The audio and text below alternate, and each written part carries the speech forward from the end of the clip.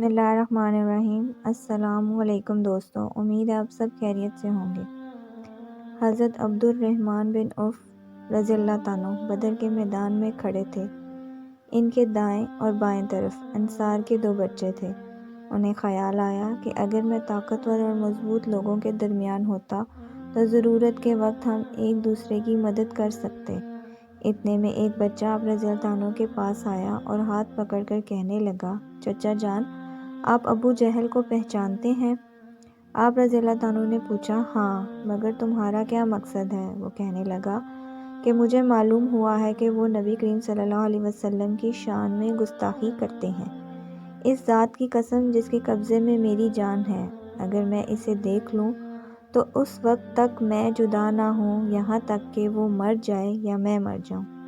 بچے کی یہ بات سن کر حضرت عبد الرحمن بن عوف رضی اللہ عنہ بڑے حیران ہوئے۔ اتنے میں دوسرے بچے نے بھی آ کر یہی سوال و جواب دہرائے۔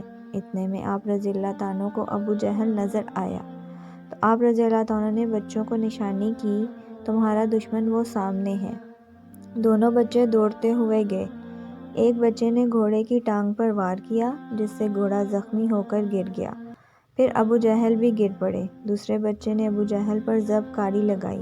دونوں بچے اتنے چھوٹے تھے کہ تلوار بڑی تھی اور بچوں کا قد چھوٹا تھا، چنانچہ ایک صحابی نے آگے بڑھ کر ابو جہل کو قتل کر کے اس کے انجام تک پہنچایا۔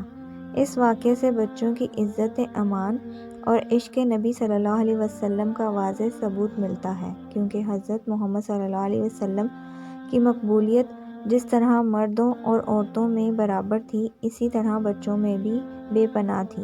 چھوٹے بچے بھی شمع رسالت کے پروانے تھے اور قربانی دینے میں بڑوں سے پیچھے نہ رہے۔